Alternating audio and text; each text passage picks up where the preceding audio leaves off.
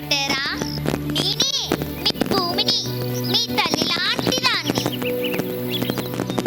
ఒకప్పుడు నా ఒడిలో పచ్చని చెట్లు, తీయని నీళ్లు, పక్షుల పాటలు ఉండేవి.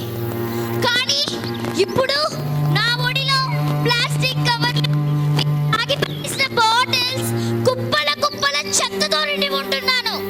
మీరు ఒక్కరోజు ఉపయోగించిన ప్లాస్టిక్ నా దగ్గర కొన్ని వేల సంవత్సరాల పాటు ఉంటుంది. మీకు తెలుసా? మీ సౌకర్యం కోసం నేను నెమ్మదిగా చనిపోతున్నాను. సముద్రంలో నా పిల్లలైన చేపలు మీ ప్లాస్టిక్ తిని చనిపోతున్నాయి.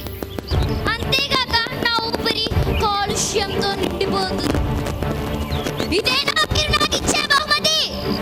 నేను మీకు జీవితం ఇచ్చాను, కానీ మీరు నాకు ఏమిస్తున్నారు? వాడి పడేసిన ప్లాస్టిక్ తప్ప. కానీ నాకు ఇంకా ఆశ ఉంది నా పిల్లలైన మీ మీద. దయచేసి ప్లాస్టిక్ ని వాడకండి, నీటిని వృధా చెయ్యకండి. కనీసం ఒక్క మొక్కనైనా నాటండి. అప్పుడు నేను ఆనందిస్తాను, మీ భవిష్యత్తు బాగుంటుంది. అందుకే మనమందరం ప్లాస్టిక్ ని తగ్గిద్దాం.